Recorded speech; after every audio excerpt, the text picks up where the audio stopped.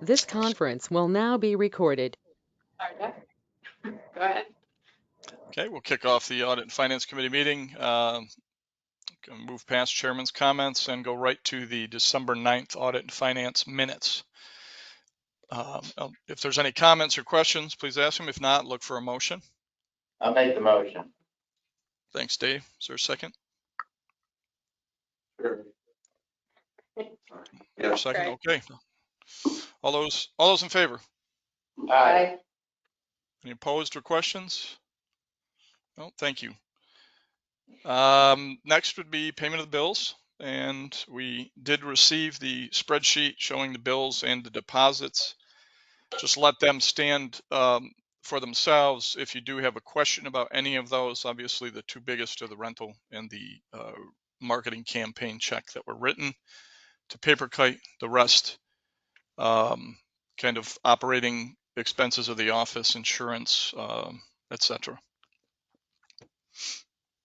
Deposits, you can see rental payments plus one note payment.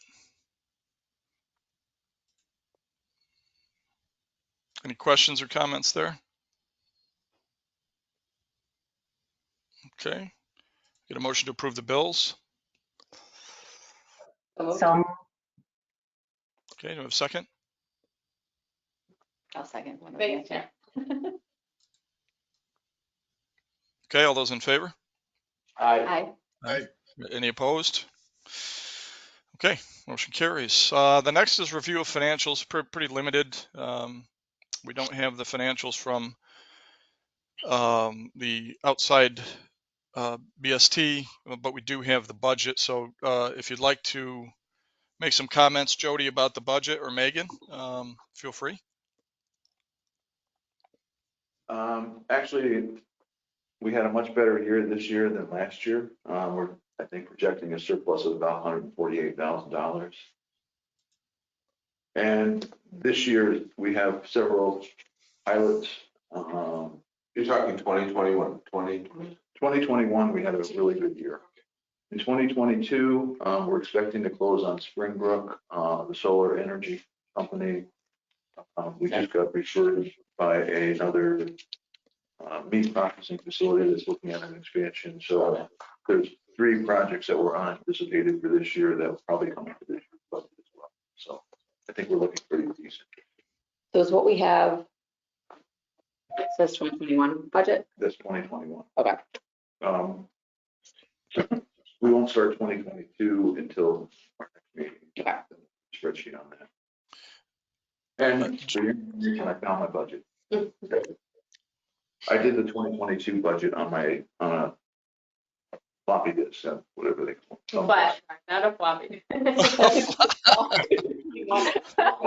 Even that's circa 1988. There's still, even I've had floppy disk. Floppy disk. Wow. Yeah.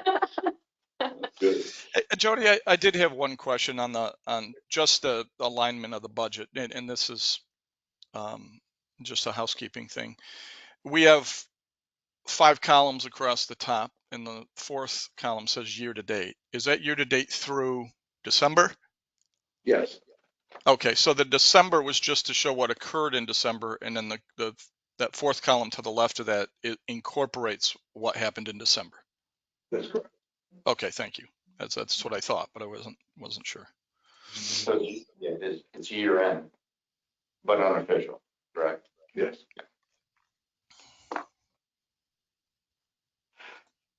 Okay, any other comments or discussion about the budget? And if not, we'll move to new and unfinished business. Jody? Okay, as we just discussed, we did have a good surplus for 2021. In 2022, the county did appropriate $75,000 from us, so we're up to where we were before the pandemic, which is nice. We're expecting in 2023 that appropriation will be increased again. Now that we have a county administrator, he's very supportive of what we're doing here. And he said it was too new to make any major changes in the budget for this year, but in 2023, he's expecting to add more money to our agency. 2022 financial audit, Megan? We did get engagement letters from MMS, Monster Manzanero and Scott. So before we signed them off, I just wanted to make sure that everyone was happy moving forward with them. This was proposal for doing the 2022 financial audit. Well, yeah, they're doing it now, but it's for 2020. I should have put 21. It's Right. the 21 financial audit. Yeah. Yes. Yeah. No problem. Okay. No problem. Okay, we did receive a notice at the end of December that BST is raising its, that's the accounting firm that we use, our outside accounting firm. They're raising their fee for 2022. It's not a major increase, but we just wanted to let everybody know that the budget is now wrong. It's 1,100. It was 9. Okay. A month. $200 increase per month. Is that what you said? Yes. Yeah. Jody, Monster Manzanero are auditing us again for 21. Did not we Yes. have a conversation a year ago about rotating the people that do that? Last year, there was too many changes going on, so we didn't want to change. Are we still in the good graces of Albany without changing something? I thought that was the conversation.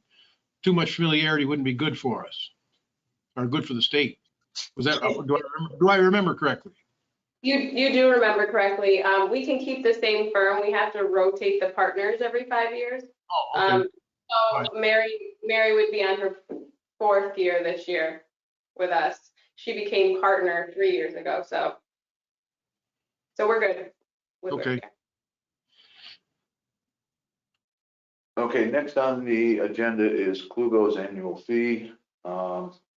Somehow we sent them a bill fairly late for their annual payment. They did not pay it last year. We're hoping that they're going to include it in their 2022.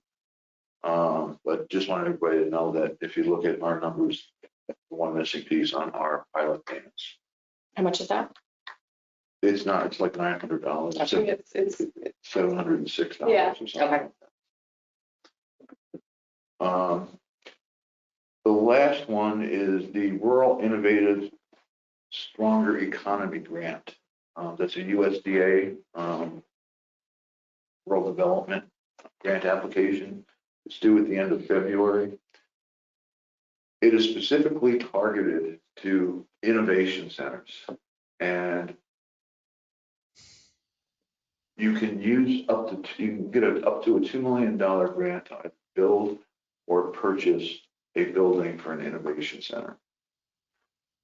The discussion we've had internally was whether to buy this building.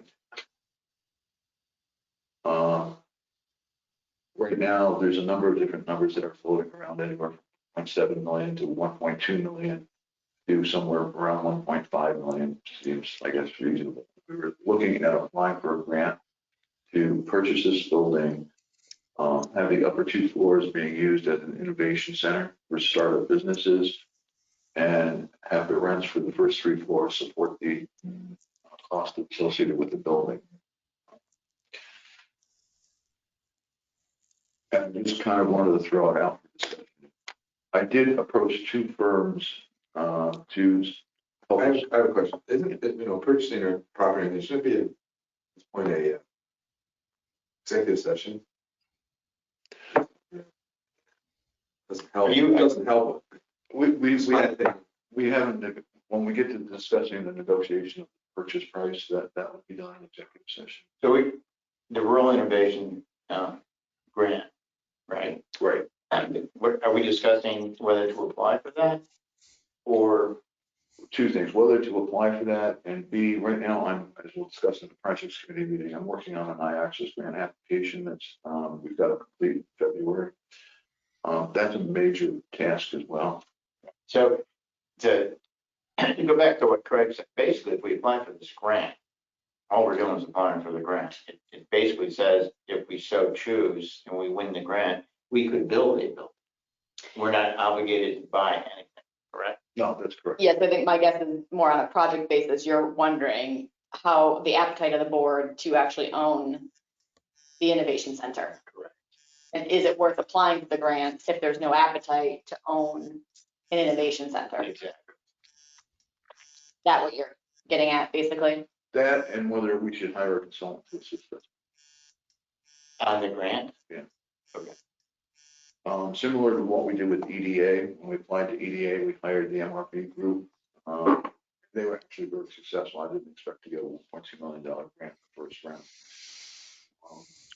The other thing that is on this particular grant is that it was referred to me by Senator Schumer's office. They said that they would support this because they know we were working on an innovation center. What's the timeline on this? It's got to be done by the end of February. And the award date would be? Somewhere in April. Yeah, that's good. They're moving fairly quickly on the stimulus money. There are two outstanding applications that were put in on our behalf. In the southern region and the Mohawk Valley, but neither of those were funded. Okay. But that's how the senator knows about our project. Okay.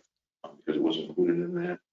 The only one that was funded, there were two funded in New York State, three. One was the Binghamton project, which is using Binghamton University actually as a the cluster development is also tied to battery development.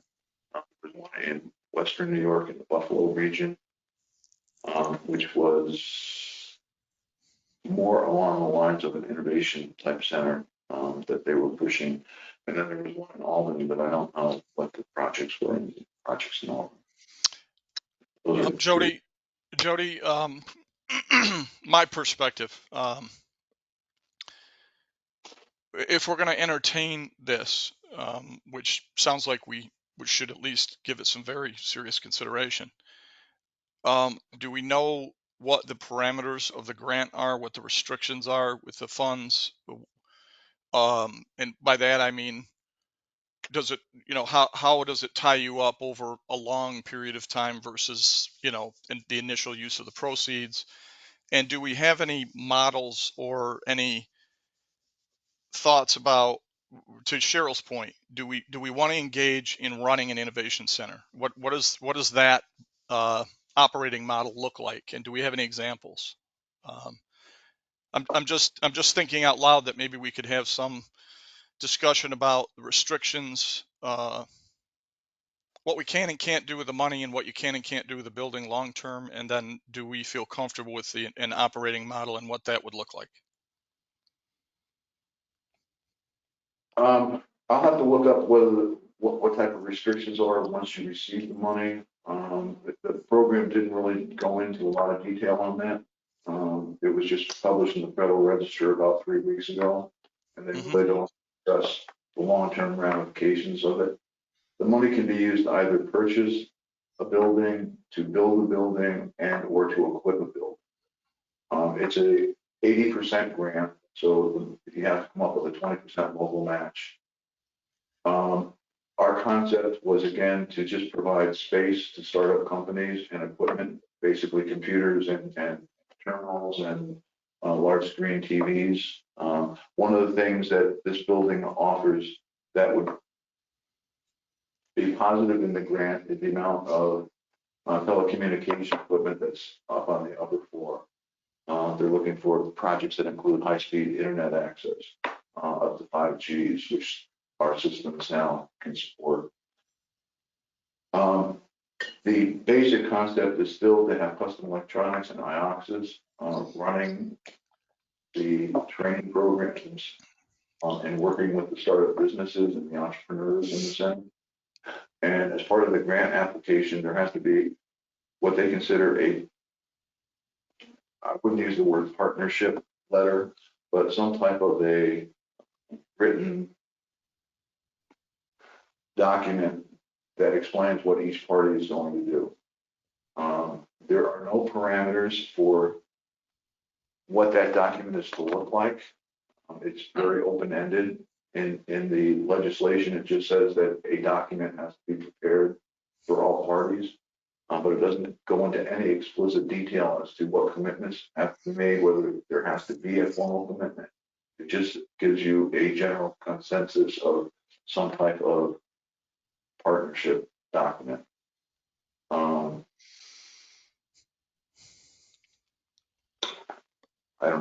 that's about Jody? what I know. Yeah. Jody, you were saying that Binghamton has an innovation center with a partnership with the University of Binghamton. Is that running it? And just wondering if we want to reach out to SUNY Oneonta, to Alberto, and see about his interest in partnership or ideas. You know, and listening to the governor's state of the state, there's, you know, that partnership between colleges and universities and towns is going to be a big thing. Just wondering if it would be a good thing to just reach out to him as well. Interestingly, I met with him about a month ago and we discussed the Innovation Center, and he indicated that he wanted to be part of that dialogue and partnership. That he indicated that when he was at the University of East Stroudsburg, he put together their Innovation Center. That was one of his duties as vice chancellor. So we do plan on reaching out to him if we go ahead with this. The other partner is we do have one of the professors at Hartwick, part of our group as well. And he was going to work his students and faculty into this project as well. So between Hartwick and SUNY Oneonta, IOXIS, Custom Electronics, and our office, that would be somewhat the partnership. I'm just wondering if there's an opportunity instead of the IDA owning it for SUNY to own it. I don't know enough about how they're managed and the grant and those kinds of things. Yeah, I think that was my question in terms of if we apply for the grant and get it, do we have to be the recipients, or can we hold it for somebody else ultimately to own? So we don't have to have the conversation about owning or because to me, there's operating model questions around that. But if we apply for the grant and get it, does that have to be something that we then own, or can we give that to somebody else or pass that on to somebody else? We can certainly start having dialogues about having SUNY Oneonta own it. I'm not worried about going down that path yet. The first is the question on the table today, because you have to know, like ASAP, is should we apply for this grant, right? And so so we need to get to right, right. So I think for me, my concern longer term is if we own it, I've got some bigger questions, right? So, but that doesn't necessarily preclude me from saying, hey, we should move ahead with applying for the grant if we have flexibility ultimately in how we execute that grant. Well, we'll write the grant with that flexibility in it. Okay. Great. And you feel by running it that way, it doesn't hurt us in any, I mean, that's the important part. I mean, we obviously are all about, it seems to me there is agreement on innovation of some sort. Looks pretty. So does that, you have to make that decision on whether to tell us to say it doesn't work. They don't want that. I don't know. Am I wrong with that question? You have to answer those questions yourself and say that, if we write it that way, then we go down on the. Yes. If we don't have concrete intended ownership, the chance of getting the grant. Because I think in the end, you have flexibility potentially of the IDA owning it. You look at IOXIS and they've got some interest, in Custom might have some interest as well longer term. You've got the college relationships that might have. So I guess my point is we've already got a pool of partners. Ultimate ownership could be with any one, or it could be another party that enters the mix. And the one thing we haven't fleshed out yet, because we've been trying to reach the regional office, we've been telephone in the office, is whether if we only use two buildings as the innovation center, whether we can purchase the building. I mean, it makes sense from a financial model to include the purchase of everything because you're gaining the rents from the other 3 floors. Now we're back to purchasing of this particular, which we're not really, that really the question. Am I wrong? What you're saying? You keep coming back to this particular place. Is that? It's another potential research, correct? Is that what you're saying? Payment. The only other building that was suggested to us, I think it was the Masonic Temple, is up for sale. Really? That's what somebody told me. Well, back to the grant. If we can build some flexibility in it, which will not hurt us, and I think it's not only can you transfer it, but can you sublet it? If you end up owning it, can you enter into a sublease agreement with someone else who would operate it, type of thing? You know, if we have enough flexibility in it and it can't hurt us, then yes, we should apply. Yeah, I would agree with that. I would agree with that. I agree too. Okay, so the next question which Greg raised is, Who's gonna? Who's do it? who's gonna apply for it? The Do you time- have any kind of cost estimate based on last time, how much we're talking about? I did get a proposal from the MRB group, $15,000 to apply for this grant. Can we get part of that back if we receive the grant, right? It would come back to us. Yes. The other thing, Cost of it. Is there somebody out that you can bid? Do we do the right thing and do a couple bids and make a decision? We No, go back. I reached out, also reached out to, Barton Judas. They have not given me a proposal yet. And the problem is that USDA programs, they, up until the pandemic, they really didn't have that much. So nobody is really familiar with the USDA. They do have loan and grant programs, for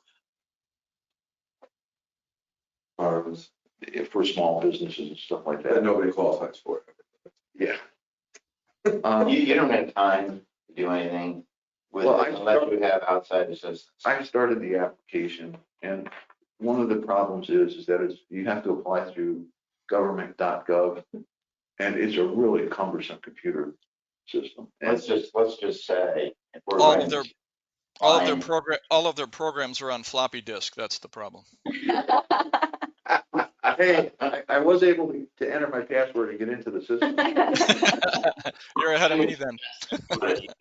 LRB group on this and get this done, and so that we Why meet. just suggest when you feel most comfortable that we have the ability to get the grant?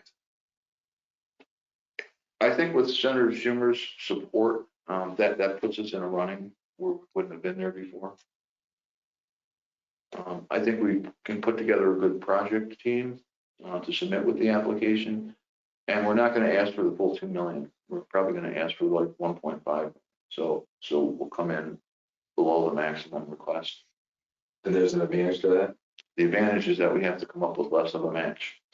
Oh, and that It's a 20%. in that respect. 400,000, we get $1 million. Just make sure you get enough where you can do what you need to do. That's Right. the project. That's the key. If you applied for the full 2 and ended up with a project at 1,750,000, can you modify the grant? Yes. I mean, we can come in. What's really weird about this grant is that you have to identify a potential funding match, but it's not a commitment at this time. They won't require a commitment until the grants are awarded. I mean, it's so flaky, this application, but again, there's so much money being pumped out of the federal government right now that they're just creating all these new programs without really thinking about. So you should take advantage of that. Yeah. So the difference here though is 300,000 or 400,000, right? If you're talking $1.5 million to 2 million. Right. So there's not really a meaningful difference. Correct. Okay. Right. Are you suggesting that if we ask for 1.5, it enhances our chances of being awarded the grant? I used to think that way, but now I don't. It seems like every time we apply for a small cities grant, the maximum amount, 750,000 for custom, 750 for IOPS. There's a positive ruling on saying, yeah, go for the full amount. In general, grants come back and they have a certain amount. If there's only 1.5 left over and you're the last, they're going to give you, they're going to offer you what they feel the project's worth. Yeah, might as well go for it. I would go for 2. They don't say no to 2, they just say we're 1.2. And the 20% match can come through other grants. The things that we're looking at is whether the ARC, when we're awarded that, can be used as part of the match. Yeah, okay. Are we set? Do we need a vote on the, No. Well, we don't Okay, need a then- vote, but I'd like your support. Thank you, guys. At our next board meeting, you approve us hiring MRB to do this. I'm on board. Get it done. I don't know if you want to Yep. check in with them. All right, and I will again reach out to Suni Oniana, and the new college president, probably Monday or possibly Tuesday. Yeah, Tuesday. You said this is due by February. You want to wait till the next board meeting to get this officially going? No, I'd like to. Okay, yeah. I've been arguing with them on the fee for the last week, and the fee is a little high compared to what I think they should charge. However, with that, it's a very short time frame, and the last time they did the EDA grant, they lost money on that. They actually had to spend more time than they thought they would on it. 15 is the 1.5, I'm assuming, I bet you, right? This has to do with the amount that we asked for. I think, No, they gave me a detailed breakdown of their hourly rates, and that's one. even if it's 2 million, it's the same thing, even if it's 2 million. Yeah, Good. so that's all Well- I have. Well, you always have the board's favor to negotiate if you can get it down. I understand. Yeah. So are we complete on that discussion? Yep, I think so. Okay. I think that's the last item on the audit and finance agenda. So I'd entertain a motion to adjourn. Make the motion. All right. Thanks. I assume we're all in. So Cheryl, We Do you have wanna do governance. governance It's up to you first? guys. Either one. Governance would be quick, but. Andrew? you wanna Andrew? go? Yeah. So I think we need to make a motion to approve the previous governance committee minutes. So move, Cheryl. Cheryl. I'll second. Okay, and then all in favor? aye. Okay. I think the main point of business is the discussion, finalizing the discussion about revising our bylaws to reflect meeting less than monthly. And I think we just need to approve that change, right? Or does that need to go to the board meeting for approval?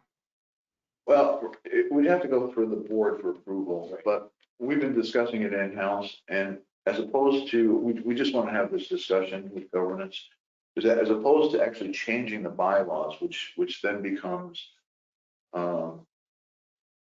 subject to the papers and saying, well, now you're going to meet less. And we were thinking that for the time being, that we would just notify you when we were going to have a board meeting and when we were going to cancel a board meeting.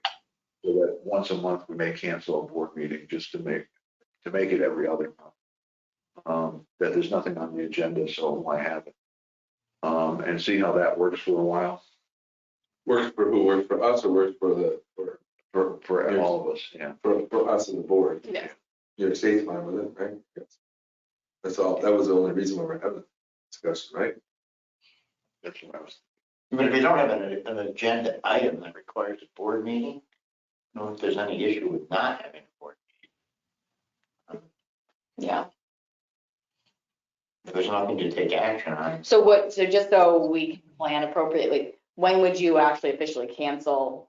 So we'll have it on our schedule monthly, essentially. Correct. And then at what point would you be canceling? Would it be a week ahead? Would you be looking at just the month ahead? So you would automatically know we're gonna go every other month? Or are you gonna wait to see if you have agenda items? Like, how would you? We're probably going to cancel the February or No, the January board meeting. because then we have our organizational meeting and we want So that's fine, but like just general cadence for the year, what would be the plan?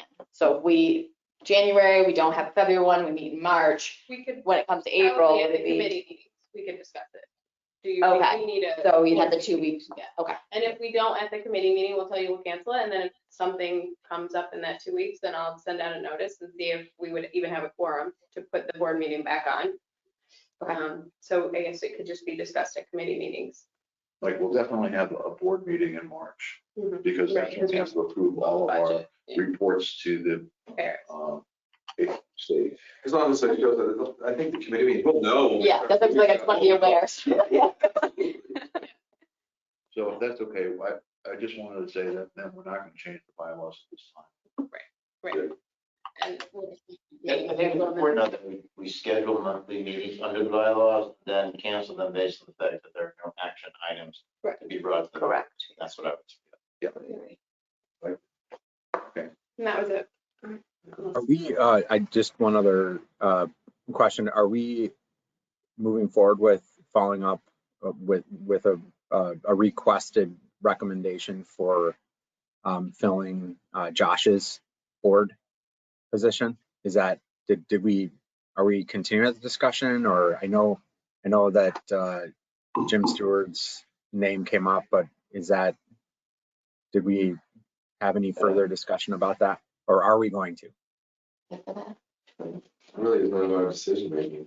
Exactly, but We can make recommendations. Right. Right, we haven't made any recommendation. The name that I suggested a week ago, the majority of the board members emailed me back and thought that would be a good idea.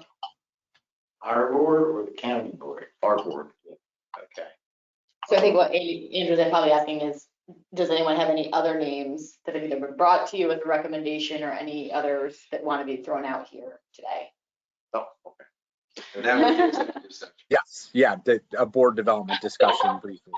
The question remains though, that the decision is made by the county board, correct, Andrew? Correct. Or the board Yeah, chairman? Listen, Yeah, the board chairman puts the nomination forward, but the board has to elect that person, right? what is our next step? Has anyone talked to Dave Bliss? Well, I would say, before we get there, like, has anyone brought another recommendation forward to you other than the name that you provided us? To me, no. Okay, does anyone have another name or recommendation that they would like to discuss? If so, we probably need to go into executive session if there is. So does anyone have another name or recommendation? Okay. There you go. Andrew, did you have somebody else that you were? No, I don't. I wondered, now would be a good time. We could follow up with Dave and make that suggestion and get it on the, maybe even on the February agenda, but March for sure. I think the only thing I would bring forward is the skill set around specific construction projects is very valuable, especially when you look at some of the things we have. So, we lost Sarah, we brought on Josh, right? We don't have anybody that really is very familiar and has that skill set, which is really helpful from a project standpoint. So that's the skill set I feel like we're missing. I'm not saying that the name you brought forward doesn't add value to the organization. I think that's just the one skill set that And I think you make that recommendation. I think with that said, that's the better way to approach, I think, Andrew, as you've been there too, and I was there, the county board. So they know what we're looking for and they can ultimately make the decision they want to make anyways, regardless. But I think that is an important part of, without getting into the weeds of people, a certain person in general, unless of course they meet that skill set that we want. But I think that's the better approach to the county board. I think it makes them feel better, everybody, because then we're just not picking and choosing just from being on there, because there's a lot of opinions up there. That's the way, I think that's the better approach. Being on that side of it, listening to what people say and how that. Andrew, am I correct on that? We've been through a few. Yeah, I think that, yeah. So that Cheryl, if anybody has had something like that to talk about, I think that's a good conversation or another skill set. I agree. I agree, and I'll mention that to Dave, that in the future, we're looking for somebody in the construction trade. yeah. Well, he picked Josh, didn't he? So he. Yeah. Well, Andrew brought that forward. But the other benefit that Josh had was he was from the northern end of the county, Which is kind of important. There's that part of it too. That comes in, believe me, that comes in the county board. This all, remember, Jim Jordan was attended to the construction trades and then he left. Yeah. And then it's been a cascade. So the challenge will be, if we're going to have that discussion, is just like Josh, anybody who's in the business, who's developing, who's active, is going to look for every opportunity to make the cost benefit analysis the best they can and may run into a conflict. So your maybe better bet is to look at somebody close to retirement or in an affiliated construction trade, somebody that is retired, but just speaking out loud.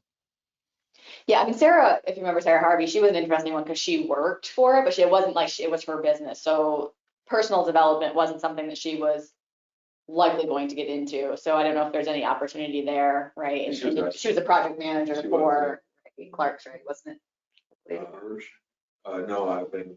Yeah, they ended up, yeah, the name changed midway through her. But anyways, yeah, so that to me, I just think is something that we probably don't bring to the mix as a team, so. Okay, so I will again reach out to Dave, explain to him that in the future, the appointments that would like to get somebody in the construction trade or engineering trade. Yep. Hopefully that doesn't have his own business. Yeah.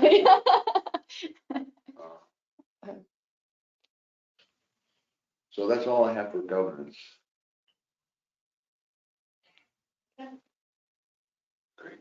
Motion to adjourn. Thank you, Dave.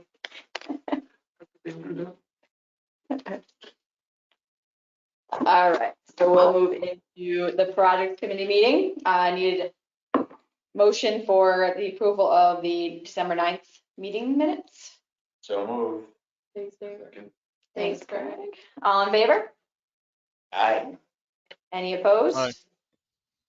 Motion carries. Project trackers. So the one thing I just want to note before you go into project trackers, just making sure that we get those updated for the 2022 phases. So we understand what we're focusing on now this year. Updates, Jody, on Oneonta Rail Yards. Anything new there? And I think probably my biggest question is, yay, we're getting streetlight. Yes, we are getting. That was the mayor's parting gift. Was to convince the city council. After fighting for how many years? Okay, so and then as part of the one of the interesting things is that we've been part of the opportunity exchange out of, I think it's out of Chicago, that was Star Projects in opportunity zones. And we did receive an inquiry from the Ozone Capital Markets development group out of New York City that is interested in both this and the Innovation Center. And they sent me. what is Ozone Capital Markets, if you don't mind me asking? What is their function? Their function is to put together investors to provide financing to make projects move ahead. And these are examples of some of the things that they're working on right now.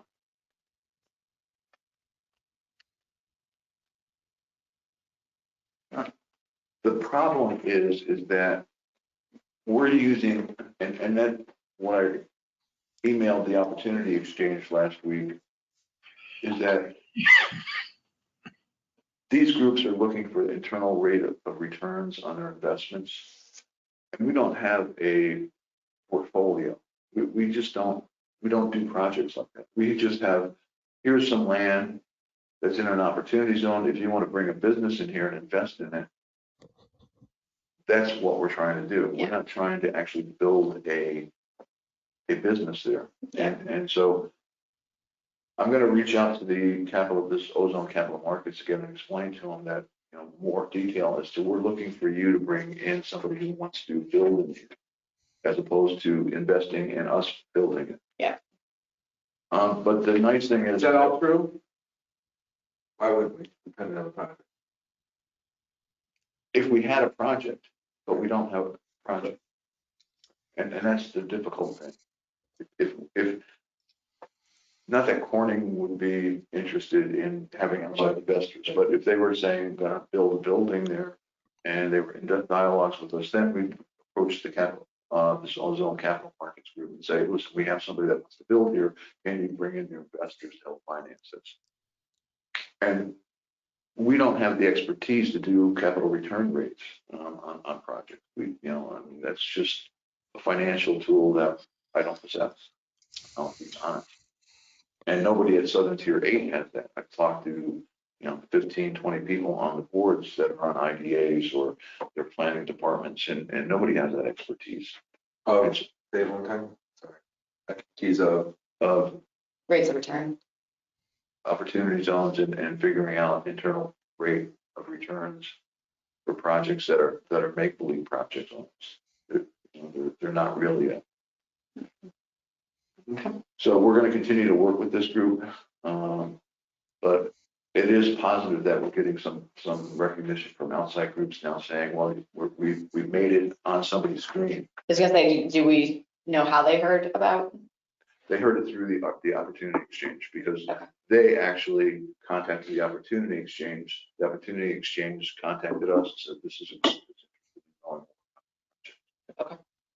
So everybody know what the Opportunity Exchange is? You know what the Opportunity? No. Oh, I assume it's from the opportunity, if you're in an opportunity zone, we're on the list with the exchange. We've been on Yeah. forever. I mean, that's my question. So I don't know if everybody understands what that is. Why is it Chicago?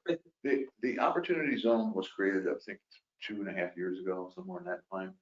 Southern Tier 8 got a grant to hire this group out of Chicago called the Opportunity Exchange, which actually looks at all projects in an opportunity zone and markets it nationwide. Okay. And so the Opportunity Exchange is this group that markets these projects. And then you end up with these groups that are looking for investors to invest their money and get a rate of return quickly on it. The benefit of the Opportunity Zone is that if you have a capital gains in a year, and you take that money and reinvest it in an Opportunity Zone, you pay no capital gains tax on. And so that's probably the biggest benefit to the federal government being involved in economic development is this program. And as Jeff will tell you, the key to any successful startup is finances. Right. Simple. Yeah. And if someone's going to fight you all the way to the end, they're not going to do it. So you need someone to help people along. Good projects come along through financing. I think it's great. That's very true. The other thing that I didn't put on here because it's a generic thing is that we did receive 2 days ago an email from another capital fund that's looking to invest in projects. And they specifically found us because of what's been going on in the Richfield Springs. I haven't responded to them yet, but they want to know if we need additional capital to invest in that. What was the investment group for the distillery? Those were guys, Attorneys. they were guys. So seven something, yeah. Yeah, they were out of. I can't remember because, and they would like to continue investing in our county, but they only want to invest in leisure type of activities. They said the distillery was a perfect thing for them. They'd be interested in talking to us about any investments in something like custom electronics, but they indicated that that's really not in their expertise. They don't have a real strong background in that. But should we have something that's food related or drink related or tobacco related? And we have a past board member that's what he does, which is Rick Holtz.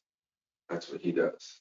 And if you have something that comes across the table, I would reach out to him. Big projects of financing, again, similar to that company. And I should reach out to Rick and talk to him.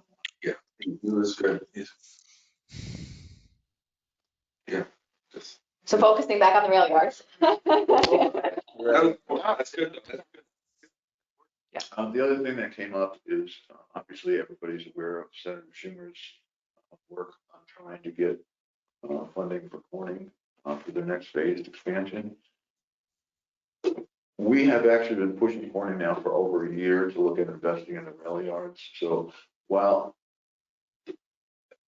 they have not committed to the rail yards, and it's sort of the presentation they made to me was an expansion at their existing facility. The senator's staff said, well, that hasn't been decided yet. It could still go on the rail. Just because they're focusing on only on it to keep everything close by. It doesn't necessarily have to be at their existing plant. So as the press release went out, it said that they were looking at building a 180,000 square foot facility. So that's a huge facility.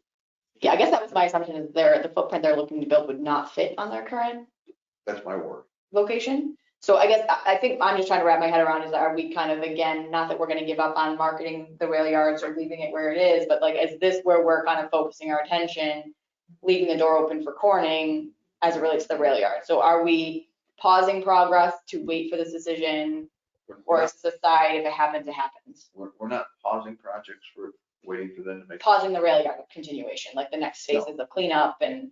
Now, one of the things I wanted to do this next month is actually revise a real budget, because it always seems that we do a budget just to get the deadline by October. And we really haven't focused on how much money should we be putting in investments into the rail yards right now, just for that one piece of property, the 3 acres, to level it, to clear it, to make it ready for development. Corning itself, they don't need the whole facility. If they're looking at a 180,000 square foot facility, it could fit basically on where they are right now. So it's not a large acreage that they need.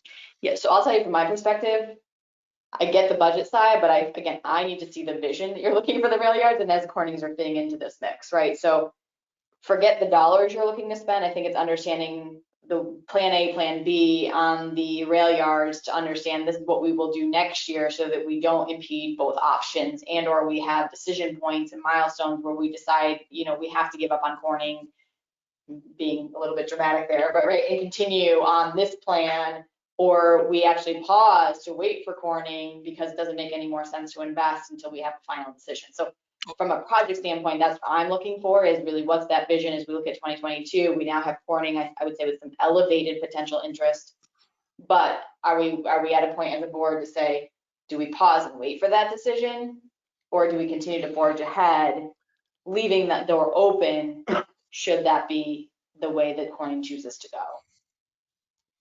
I would throw another wrinkle in that, and just sitting here listening, option A, option B, is there any advantage? We should keep in mind, and I'm not saying this is an absolute, but we should keep in mind the thought that if we get this other grant to develop an innovation center, is there any advantage to us building a building there in conjunction with looking at the development of the rail yards?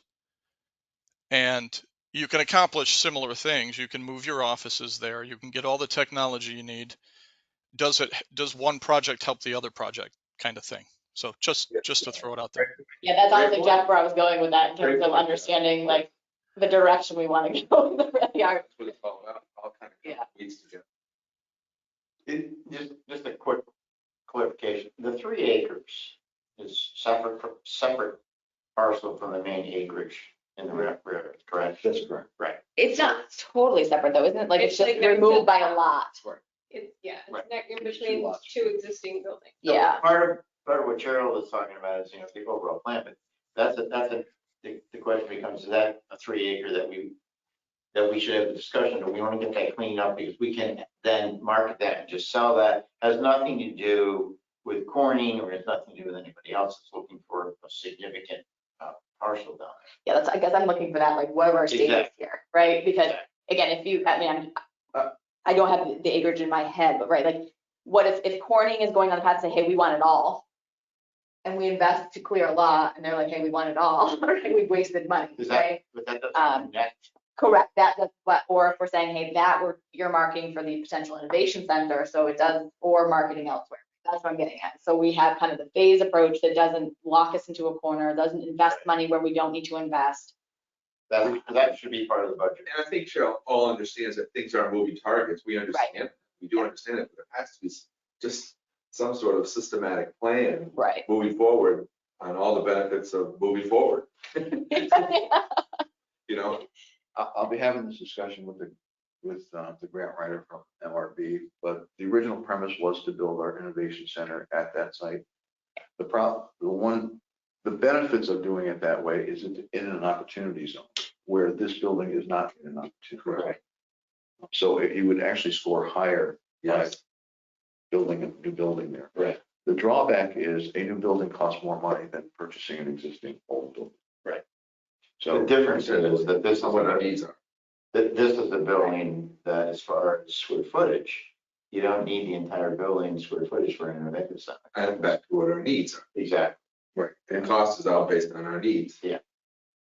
The other benefit to this building is the telecommunication equipment that's already. But, I mean, we can work that in the other. Yeah, that's all discussion down the road. If it seems that we can feasibly build a building in the business park, I prefer to do that than to buy this building. So I All have the one question, Yep. why are we just stuck on the rail yards for Corning? Why is that the only discussion? Or is our industrial park across, which is relatively closer to them, any option to them? Whatever options we gotta bring to them to say, here we have, this is all we have, and this is all we can do to fit their needs. I've raised that with the senator's staff because I can't get an answer from Corning on this. Corning keeps pushing that they want to invest in an opportunity zone. That's the reason, okay. That doesn't, but it doesn't make sense because Corning doesn't sell off property. Mhm. They don't have $100 million, $200 million capital gain to invest. So They're not getting much benefit from it in the end. yeah, basically. it just logically doesn't make sense that they're going to do that. So I've reached out to the senator's staff and asked them to raise that question because otherwise they could build in the only. Yeah, which I think- The option to not say. Yeah, which I think is still very valid and something, right, from a Corning perspective, I think as we look at the rail yard as a project, again, it's figuring out like, what is the vision here? All What of is it, the, correct. right? I drive by there every day and I think Corning would like to see another building on the interstate. I didn't, then again, I don't want to throw that curveball. I just wanted to understand why we continually talk about this one spot that potentially might not fit. And so why are we even moving forward with it, which would stop our innovation? We just need to. Yeah, I think, again, for me, I'm just like, what is our focus for the rail yards in 2022 that continues to progress it? Or are we sitting actually saying, we actually want to pause that this year till we have some of these other balls figured out, right? Till we figure out what the innovation center is, till we figure out what Corning is doing. We're not doing anything with the rail yards until we have definitive directions on those two things, right? That's what I'm asking. I'm not saying that's what we should do. I think right now I'm that's just- the approach. We're going to reach out to these other groups and see if they have other companies that they may want to bring to us. Right. And see, and then we'll pick and Can't choose. stop. Can't stop. Right. Right, but do we do anything more to the site, right? Is it And I just think if purely you a answered that, you pause said market? You said no. No. We don't, yeah, and Cheryl's not saying stop. Look, Because you said, if we get a $2 million grant towards a purchase of a building down there, that's probably we're going to build an innovation. Basically, all we're talking about is April. You're gonna have an answer in April Okay. on this application. You answered your by the question. end of it. Yeah. So anyway, that's what's going on. Okay, any other questions on the rail yard? Well, just to bring up, there is still floating out there, this group that's interested in industrial hemp. Is that correct? Have you had any other contact? At the state of the county, State of State of the state. Chamber, State. Chamber, State of the State. chamber, state of whatever, he mentioned that again to everybody. Alan? Yeah. So I guess it's still going on, but I haven't heard anything. Not in front of us, so. if they need any help, I guess we talk to Cheryl and see if we go and pursue that. We have time to pursue it. Another meeting. With the investors. Good. So we haven't heard anything, so moving on. But the one nice thing was that three of the speakers, Chamberlain and Miller, I think it was, Yeah. and Dave Bliss and somebody else. Or No, he didn't speak. Oh, the mayor from Cooperstown.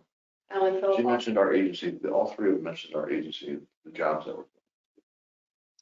great. Richfield Springs. Richfield Springs. Actually, that has taken off. I didn't put a lot into the report. But basically what's happened is now that we brought on Barton LaJudas, they've been in contact with EDA. They've started to work on some of the reports. They've also talked to our Keystone engineers. We've got all the final designs. They're working on bidding documents right now. They've referred some documents that we have to have our attorney fill out, which is on the easements and the right of ways. That they're all, and then we own the parcel. The problem with it, I had a discussion with Kurt about this. He has all the files on it. The problem is that when we acquired the property, we took a quick claim deed and there was never title insurance done on it. So he's trying to figure out how to, he says, now that we own it, we can't get title insurance. So he's having difficulties figuring out how to certify that it's clear of title. Well, Jody, isn't it a standard practice if that's the case that they would go back and recreate a 40-year abstract? That's what he's checking on. Yeah. Okay. And just for again housekeeping, the last few entries in your overview are dated January of 21 instead of 22. Oh, sorry. And then lastly, all three attorneys are working on finalizing the water and sewer agreements. The town supervisor has made that a priority for them to have their attorney, like all of Dan Sullivan. So it's actually moving ahead, which is nice. The other thing is, and I'm hoping that Jeff would have been here today, is that it's only taken us 2.5 years, but we finally, after prodding them, got our incentive offers sent from the state. They're not sending a lot of them out, but I explained to them, I need this for EDA, otherwise we can't move ahead with this project. So they actually sent it out on January 7th. To show you how long this has been, the original one they sent me was back in, Let me guess. 85. the original incentive, they had a draft incentive offer that they sent me back in March of last year. And I explained to them they had the wrong chairman on it. So when they sent this new one to me that I got last week, they still had Recuse's name on it. And I'm like, Let's bring him in and have a sign. Sorry. I don't know. Recall to me. So, All right, great. Yeah. Now, moving ahead then, so I think given our previous conversations, we're gonna need to get a project charter put together for the Innovation Center. I know you did the proposal and we had all had a chance to review that, but I think we need to really put that on our radar in terms of the project charter. yes, So that would be our third. I really. actually started a project charter. Okay. Perfect. Director's report. Anything you'd like to note there? I have a couple questions, but. IOXIS System Power Systems, the official name, that was reviewed by the New York State Office of Homeless and Community Renewal. They really like the project and asked us to put together a full application on it. So we have scheduled, I talked to the new town supervisor, we've scheduled a public hearing for it February 9th. That should be a nice grant to work on. That was brought up at the meeting last night. Town meeting. Oh, was it? Yeah, February 9th. Public hearing. And I talked to Chad, who's their senior vice president, yesterday about that, and they are preparing, they've gotten their business plan done, they've got a couple other documents that I need, and they're now working on the financial projections. So hopefully I'll have those in a week or two. We did send over, at the request of the town, the pre-app, so that they had something to refer to. But I told them we won't have a final application until after the public hearing. Springbrook, I checked on that. They plan on, depending on how their preliminary bids go, they should have opened them up, I think, today. They plan on going to get their funding approved by the end of March at the latest, and they expect that we'll do a closing then with our IDA shortly before that. So Good. I'm happy about that.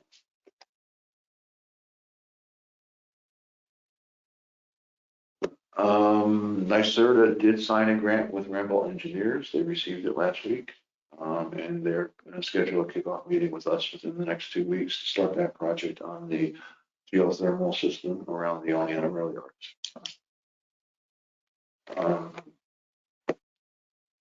And Zayed Properties, I think the closing is this afternoon. And the public hearing is the 20-something? 24. Yes, what we did was we split our fee. We only approved, I think, roughly a third of our fee is going to come to us based on the benefits that they'll receive as of today. The rest of it has to wait until the other benefits are approved, so we'll collect that fee at the time. Trinity Meats, that's the meat processing facility, was formerly Larry Meats. They are looking at roughly a $3 million expansion and creating another 20 jobs. So we sent them information on both Empire State Development grants in the spring, Office of Community Renewal, Community Development grants, and what we could offer for pilots and sales tax exemptions on expansion. Soccer fields, the lease is up. So we've got to have a real discussion as to whether we just want to, we've really got to look at that lease and decide what we want changed in it, because there's so many things that we end up paying for and not the soccer club. Tim, I feel like we had a pretty good intense look at that the last time that came up, and we're pretty comfortable with where we're at. So I don't know if any of the other board members want to weigh in on that. I think it's a balance of like, right, it's a nonprofit community club, right? We have a very niche soccer field area that we didn't want to see lost as a community. So that was kind of the concept behind the compromise, and the lease was kind of splitting. And are we over $100,000 paying them to keep it going a year? That's what it was costing us prior to. Prior Jeff to can speak to negotiation. that better than me. I mean, But we changed a lot of it. I mean, we were paying as an organization way more into those fields. I don't think, I was not part of that discussion. I think No, it was it's- three. How long was that lease? 3 years? I think it was 5 years. Oh, we didn't go Yeah, 5. Mhm. I would just like to be, I'm happy to just be brought up to speed on the sidelines to this. Okay, So so, the conversation doesn't need to be rehashed. okay, so I'm assuming that the board does want us to renegotiate it. Sign on the lease. Well, I don't want to speak for everybody. I mean, I think again, we go back to when we renegotiated, we have really pristine soccer fields that are a big community draw, and we wanted to see the community be able to use them. So I don't know if everyone else on the call agrees with that or has different opinion. No, totally agree. I don't think it hurts to just take another perusal of the lease, whatever you renegotiate, but I totally agree with the philosophy. We don't need to rehash this again. You know, it is a draw. It is nice to have a not-for-profit running games there and having people there. So it doesn't hurt to kind of look at the lease, and if you're going to renegotiate, you got to look at it anyway. And I think they're gonna have a busy summer this summer. And I was gonna say, I don't know how the pandemic affected them. Are they still they still want the lease, or they want to extend the lease? Have they, I mean, if the lease has been up. do they want- We haven't, We haven't discussed it. Okay. It just expired December 31st. I mean, that's your first question, right? I mean, Yeah. Is that, And if it really expenses that, just bring us expenses that you think are out of the ordinary that look at me up. And the detail that anybody wants, give it. Yeah, the one thing I want to focus on is their insurance requirements. Every year we seem to have difficulties getting copies of their insurance certificates. That's fair. That's just probably not paid employees. yeah. Volunteers trying to do their best. And lastly, we had been approached by a professor at Harvard College on a social marketing, media marketing. Megan and I met with their class 2 days ago. Tuesday, yeah, on Tuesday. And their students are pretty astute. They really are studying our agency. And one of the things we realized is that we are marketing to downstate New York, and we're getting hits on our marketing campaign. But the problem is that those ads don't air in Ottawa County. Which is good. And to give you an example, the new town supervisor, when he came in for Oleana, he had on his welcome to Oneana webpage. And he said, and we work closely with Otsego Now and Sandy. Did he? Yeah. And I'm like, he doesn't even know who we are. Yeah. So we're trying to get this marketing group to market us on social media throughout our county, to local businesses, to local government, so they know more about what we do. I didn't realize that they weren't. It seemed very, that the company we're paying wasn't doing that. Well, they're focused on downstate residents and so There's got to be it's some not sort of. targeted in our. Yeah, I understand, but there's got to be some to let people know that what we are doing, trying to do something. I think it's important just for the public to see. Right.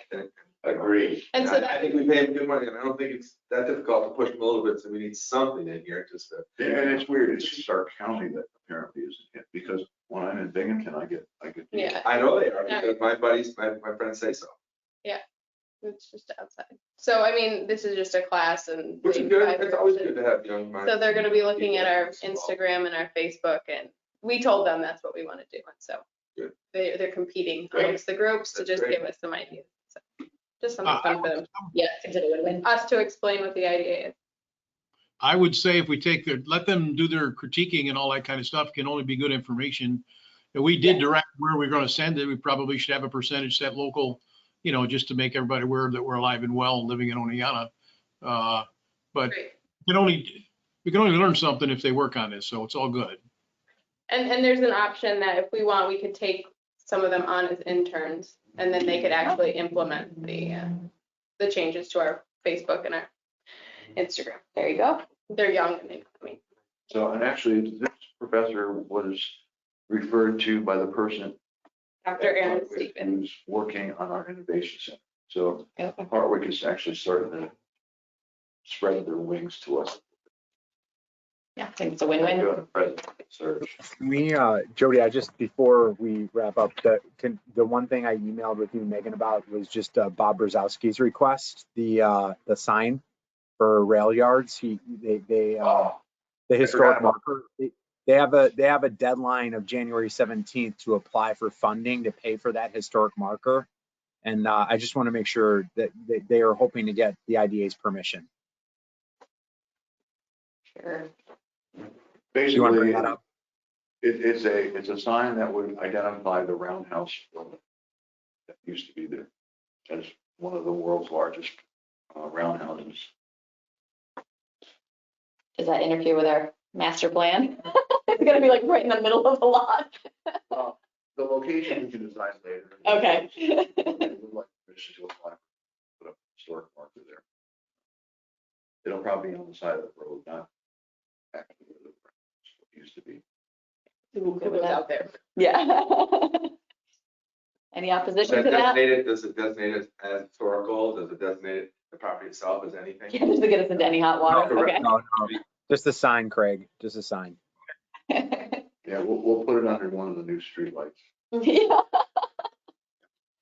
I like those signs. In fact, we tried to approve that at the county 6 years ago. A lady came to do all over the county too, because it hadn't been done for like 100 years. Crazy time, those little blue signs. Yeah.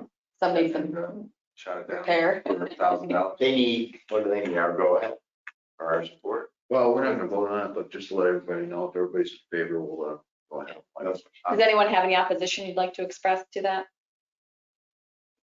Okay. Looks like we're good. Thank you, Andrew, I forgot.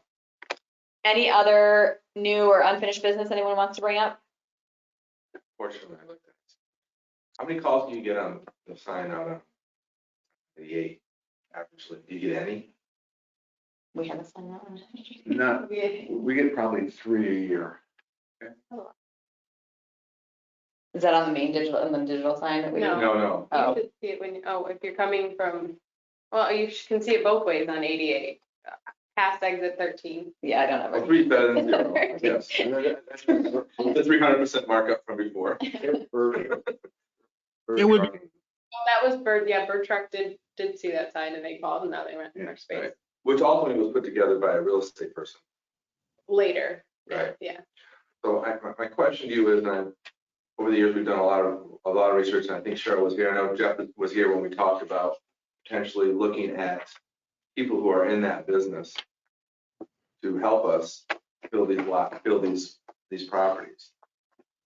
Traveling around and knowing some other IDAs, knowing what they do, they don't always leave it to the internal person because you're busy. And our limited resources, back to Cheryl, I think it'd be good to look at. Because they're on the beat and people are moving continuously. Do you mean like something in real estate? Like, Yes. or is it, okay. Yeah, we have that by, a couple of, ZB Richard Ellis, they contacted us about marketing properties. I mean, it's certainly something we can look at. Where are our properties listed? Just out of curiosity. I know, gosh, a long time ago, there was a centralized, I believe state, but maybe federal level kind of. We're definitely state. I Yeah. don't know where we are on that. So I guess where are the properties? I guess a good question. Where are they marketed? And that might flood a little bit into. That's a really good question, because the state does have what they call a state listing of all properties that are listed on that. However, when a site selection company contacts the state, they contact us and say, do you have any sites? It's like the state doesn't even use their system. Okay. So I'm not sure what value that really does. They're listed on our webpage, and that's primarily it. Hey, Jody. Yeah. Jody, that state site that has various properties of various IDAs or whatever, when's the last time anybody contacted us to update it? Not since I've been here. I was gonna say, I think Joe Hughes, didn't he put that all together? And that goes back 5-6 years. How many pieces of property, Jody, available do we have or do we know of for commercial or fill-in item here within 10 miles of your office? Or 10 miles of Cooperstown or somewhere, in other words, where are they? We still have 5, I think, available lots at the Oneonta Business Park. Mm. And then all of the property at the Oneonta Rail Yards is available. I guess I'm leading up to, would it be worth it? Might have to give them a face painting or something to have a Saturday where we invite realtors or or selected realtors, ones who might be interested more in the business side, to come out and drive through, walk through whatever the properties we have that are available that they're probably not aware of. But the local people, people come to town, that's who they talk to. Don't they? Yeah, and I guess, is there anything precludes us from doing, like listing them as real estate? I mean, we don't though, correct? We don't list them anywhere. There wasn't, you were on, I think Jeff can speak, that we went through this a little bit. Might have been before me, because I don't remember doing that. We had Kurt and Joe chime in on what you're asking. That we can't do that. Well, they didn't say that. It was a lot of thought. It was a lot of thought in that whole time period, so I don't remember them really saying you couldn't, but. Right. Well, I think, Jeff, do you remember that conversation? I think there's 2 different things. Yes, convoluted, yes. Yeah. It was the properties with a realtor. And I think that's where some of the attorneys may have raised some questions on whether you can do that or not. The other thing that Tom is suggesting is we invite. I understand. I think it's a great idea, Tom. Yeah. And I think that's a good idea. Yep. I do too. I think, but to all that, everybody's point, take the business brokers or business realtors, bring them, and can there be such a thing as an open listing? Anybody can go sell it, and anybody can get the same commission. Correct. Open game. I think that's a question that we probably need to just confirm from a commission standpoint. That's where it gets a bit tricky in terms of our role and can we. But they're doing it. I know they're doing it on IDAs. Fact. Yeah. Fact. They're doing it. I don't know how they're doing it, but I know they're doing it. Yeah. Should we need Kurt to go to revisit this and give us a definitive answer? I'll check with both attorneys. Because I do think that is another really, I know we've got a lot of things going on, but I think the key goal as we get next year is really trying to get some of those sites, especially in the business park. Yes. I don't know whether there's a legality issue on that. I know when I was in Amsterdam before I came here, we hired a realtor to market. Okay. Advantage? The advantage was we owned 2 buildings in the downtown that had 12 apartments in them. And I don't want to be alone. Yeah, that's definitely a little different, but yeah. I was thinking more of empty land or companies coming in. Right. We did the same with our vacant properties. Every time we acquired a property or the city gave us a piece of property, we would just put it up with a realtor. I think that's, I mean, to Tom's point, it's like, if our local realtors don't know and someone's coming and saying, I'm looking, I mean, that's where they're gonna go, right? So if there's not a communication channel and feedback loop to understand that these exist and they're for sale, potentially, or for lease, right? How does anyone find that out? So that's, I mean, I think definitely trying to pipe into the real estate market and figure out how I to. think we're at that point, we're not Yeah. moving anything. Yeah, nothing's You know, happening I just want to naturally. jump on here, we're not So, moving anything, yeah. you know.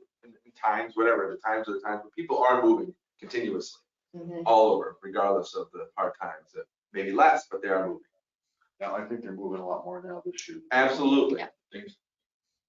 So you'll kind of take on that conversation with the attorneys from the legal side and make sure there's no issues, and maybe start with Tom's suggestion around how do we just get the realtors aware and figure out an open listing concept for anybody to be able to sell the property with a set commission option there. I think you put a little party budget in, a couple $100, put some cocktails out here and have a plan and show them what we have. Maybe not during COVID, but What? maybe not during the height of Omicron COVID. Oh, yeah. but- I guess it's, I mean, I'm fine with it, but whoever does, I mean. It's good. You got to be ahead of the.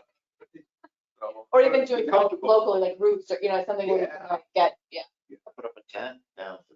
yeah. We'll do testing. Anyway, Put up a Yeah. tent. that's Jeff Field. Is there any budget room for there? I have no It's tight, it's tight. idea. Just a thought. Okay, any other New York State business? Thank you for bringing that up. I think that's definitely a great opportunity this year to spend some I just wanted to touch on the meeting schedule coming up. So we did talk about not having a January board meeting as of right now. There's nothing to vote on. So that would have been January 27th, so no meeting there. It is in our bylaws that we have our annual meeting on the first Tuesday of February. So that's February 1st. So we thought instead of having the committee meetings on the 10th, we would just move everything to the 1st. So annual meeting and committee meetings that way. Fine with that. So that would be on February 1st. So then no meeting on February 10th, and then tentatively the board meeting on February 24th. Good? Everybody happy with that? Yep. Okay. I will not be here on the 1st. Okay, so no Cheryl on the 1st. I Nominate may her not- for- I may not be available on the 1st. I'm waiting on a travel schedule. Yeah. Do we have anything we have to vote on today? Yeah, everything has to be So we voted have on. to You're have voting on quorum. chair, you're voting, yeah, we Gotta need a have quorum quorum. at that meeting. So Maybe we better make sure we have a quorum before we I will do that. Yeah. cancel it. I will, I'm not gonna commit to that. I'm at a conference, so it's possible if I can still vote virtually and you don't have, but that Well, we expires. would do the annual meeting first. We would try not to vote on. We just run through the, I mean, you've been there, you know how Yeah. quickly we can run through that annual stuff. Yeah. Yeah. Takes 15 minutes. So there's possibility if I can, but that expires at the end of January, doesn't it? That extension of. That actually is supposed to expire within the next couple of days, I assume. But It'll be who am extended, I? okay. I'm assuming that's gonna be extended, but Joe hasn't reached out to me. Okay, so if that is extended and we don't have a quorum, I do have the possibility to potentially Okay. jump But on. if it's- John, I can vote, can't Yeah, You have a second now?